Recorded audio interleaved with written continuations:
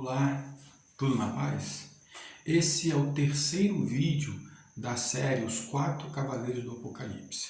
Se você não assistiu os outros vídeos, assista para você ter um melhor entendimento sobre o assunto.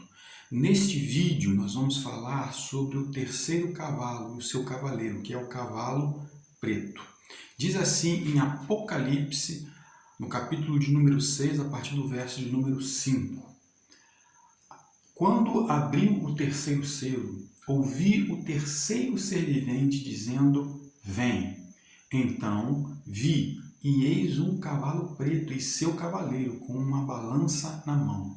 E ouvi como que voz no meio dos quatro seres viventes dizendo: uma medida de trigo por um denário, 3 medidas de cevada por um denário, e não danifique o azeite e o vinho. Uma coisa que nos chama a atenção imediatamente nesse cavalo preto é que o seu cavaleiro ele tem em uma das suas mãos uma balança. E essa balança ela vai representar a escassez de alimentos que haverá no tempo do fim. Porque no verso de número 6 diz lá que uma medida de trigo será vendida por um denário. E para a gente poder entender isso mais claramente, a gente tem que fazer a conversão, do peso e de valores para os nossos dias. Uma medida de trigo nos nossos dias equivale a mais ou menos 120 gramas, ou seja, significa que vale mais ou menos uma xícara cheia de farinha de trigo. E diz o texto que essa medida ela será vendida por um denário. Um denário era o valor que era pago por uma diária, por um dia de trabalho naquela época. Então o trabalhador trabalhava um dia e recebia um denário. Fazendo a conversão para os nossos dias e tendo como base o valor do salário mínimo, nós podemos dizer que esse valor hoje, nos nossos dias, seria a diária em torno de R$ 44. Ou seja, para você comprar 120 gramas, você teria que disponibilizar um valor de R$ 44. É por isso que esse cavalo preto, ele significa fome, porque haverá uma escassez de alimentos muito grande no tempo do fim. E somente os ricos, somente os poderosos, eles terão acesso ao alimento que naquela época será bastante escasso. E todo esse quadro, essa situação de fome, de escassez de alimento, ele, na verdade, é consequência do cavalo anterior, que é o cavalo vermelho.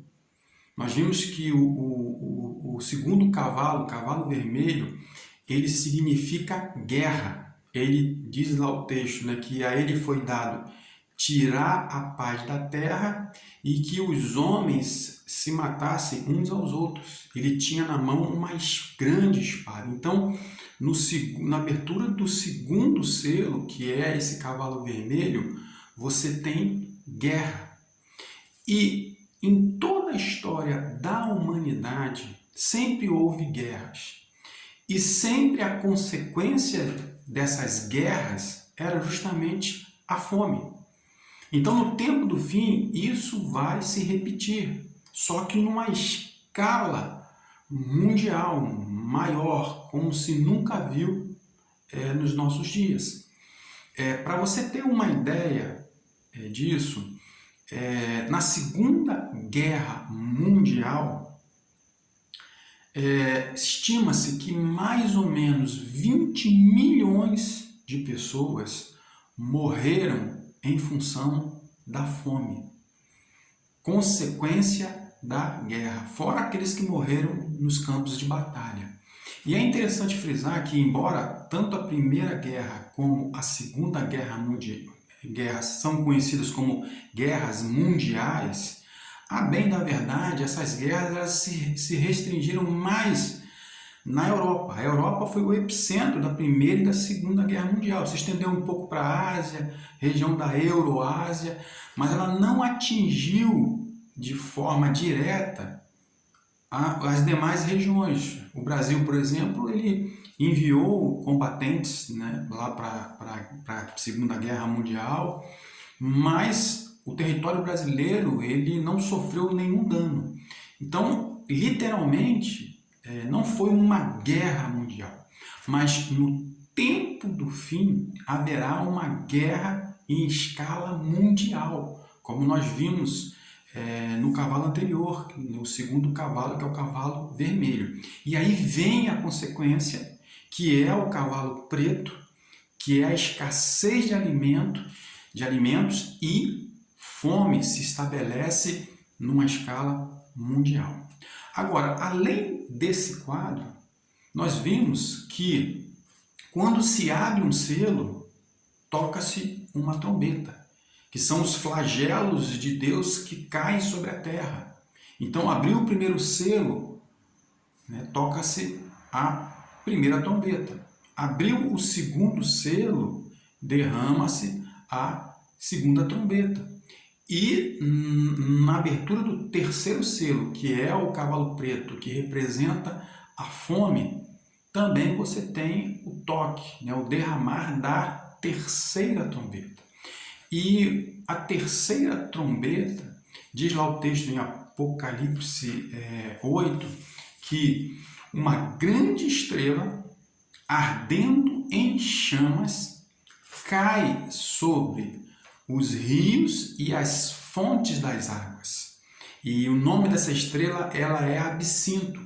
E as fontes das águas, dos rios, tornam-se amargas as águas. E diz o texto lá que muitos morrem em função de beber desta água. Então, você tem guerra, você tem fome e, ao mesmo tempo, você tem o derramar das trombetas. Só relembrando, né, na abertura do primeiro selo, no toque da primeira trombeta, você tem 1/3 da terra, né, é atingido, torna-se em chamas, e aí você tem já começa a ter um desabastecimento de alimentos. Na segunda trombeta, atinge o mar, a terça parte do mar é atingida. E na terceira trombeta, a terça parte dos rios e das fontes das águas também são atingidas. Então, atinge primeiro a terra, depois atinge o mar, depois atinge as fontes das águas. E paralelamente, o quadro que se estabelece, você tem guerra, você tem escassez de alimentos e, consequentemente, também você vai ter fome. Então, esse é o quadro até a terceira trombeta. No próximo vídeo, nós vamos falar da abertura do quarto selo e do toque da quarta trombeta. E aí nós vamos ver que o plano de Deus ele vai se cumprindo. Tem uma passagem em Apocalipse 17 que compara este mundo como uma grande Babilônia. Essa expressão Babilônia ela é muito utilizada no livro do Apocalipse. E no capítulo 17 diz que a Babilônia ela é a mãe das meretrizes, das prostituições e das abominações da terra.